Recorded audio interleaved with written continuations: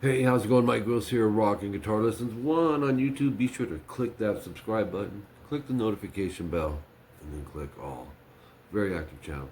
Anyways, I used to do these like videos a lot when we would lose someone that's impacted us, in the music scene, or just, even if they didn't influence you. But this is a big one. This is what most people call, the band that created heavy metal, and I can't argue that. I'm sure some people will. But really, in the big picture, when you think of metal, Iommi with his riffs, the Devil's Chord he would call it the flat five. It takes me back, because Sabbath is before my time as far as me playing guitar. Shoot, I was single digits in my age. But my older brother, 10 years older than me, half brother, he had a bunch of the Sabbath albums. He had the ones with Ozzy, and then a few of them with Ronnie Dio, which I liked them both. But Ozzy, first I just want to say, rest in peace, Ozzy. I want to say that first because, well, it just needs to be said. I wrote a little post on my Facebook, and rather than me try and remember it, I just pulled it up. I'm gonna read it. It's not real long, but here it goes. I'm sure everyone knows, but Ozzy passed away. I mean, as soon as I went on Facebook today, it was like everywhere. So much to be said about him and all the exceptional guitar players he's had over the years. For me, it was mainly Rhodes and 𝐂𝐄𝐒, Randy Rhodes and 𝐂𝐂𝐒, that helped influence me. Most would agree that Ozzy, Sabbath, created the heavy metal genre, particularly, Sabbath. And I lost my spot, hold on. His influence on me was massive. I remember my older brother telling me when he was about 19, I was 9 or 10 at the time, that he went to see Black Sabbath with some friends in concert. It was on Easter. He came back early and told me that Black Sabbath canceled the show to go burn crosses on Easter. At the time, I believed him, LOL. He got a kick out of scaring me. But I always loved the uniqueness of Ozzy's voice. And obviously, hold on, the screen just flipped. I've always loved the uniqueness of Ozzy's voice, and obviously loved the music Sabbath created. Nothing short of genius. The Never Say Die album, which you don't hear a lot of people talk about that album, I still remember putting headphones on and listening for hours on the record player. I would take my brother's albums when he'd leave and be listening to them. Now, this is pre-guitar for me, okay? Of course, I listened to them when I started playing at 12 or 13. But this is before that, even. I was intrigued by it. Nothing short of genius. The Never Say Die album, I still remember putting headphones on and listening for hours. But when our life ends, none of that matters, not even a little bit. We all bleed the same, ashes to ashes, dust to dust. I hope he knew Jesus as Lord and Savior. We never know what can happen in someone's last moments, but our Savior is long-suffering, wishing that none should perish. Unfortunately, the road to hell is broad, and the road to heaven is narrow. Praying he made it. Michael Sweet from Striper this morning posted a song from Ozzy, and I can find it. I'd have to look it up. I'd never heard it before, where Ozzy was talking as if he had a relationship with Christ. And I read the whole lyrics and everything. I was like, wow. If any of you guys know what song that is, feel free to put it in the comments below. But anyways, that's all I wrote on my Facebook.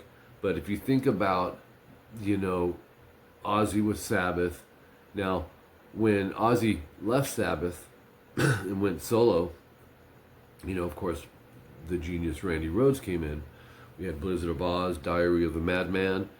And then around that time I started playing. Okay, that was right around the time Rhodes died, because I remember getting, my mom and dad read the newspaper every morning, and I remember my mom coming and showing me, do you know who this is? And, I knew of him.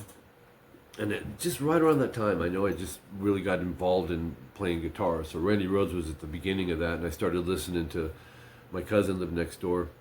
He was the singer in my band when my very first band.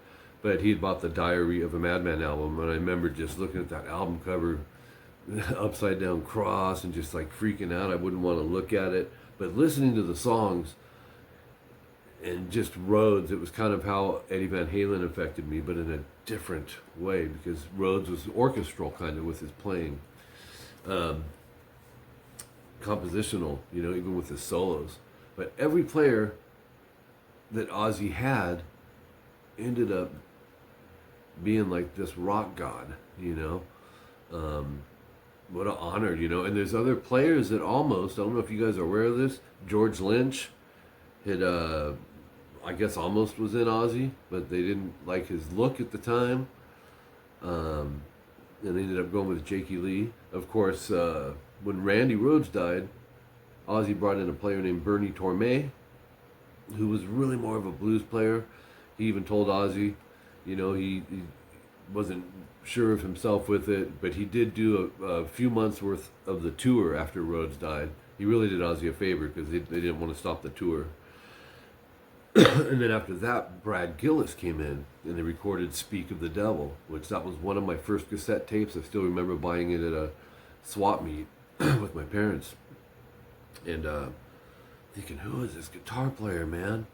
And found out it was Brad Gillis. And if you read the story on Gillis, how he joined Ozzy, wow, man.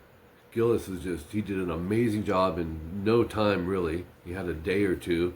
And the first time he played with Ozzy, they were already on stage. I mean, that's how crazy this was.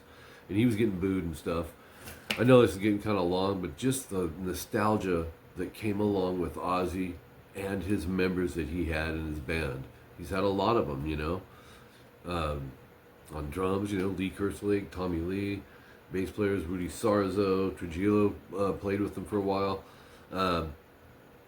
Just a melting pot of all these fantastic guitar players.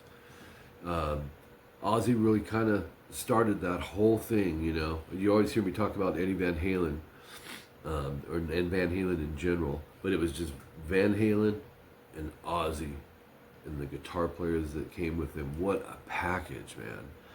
So Ozzy, just that voice, one of those voices that you hear and, you know, you think of Ronnie Dio with Sabbath. Technically, yes, blows Ozzy out of the water as far as the technicality. Great singer, highly respected. Rest in peace, Ronnie Dio.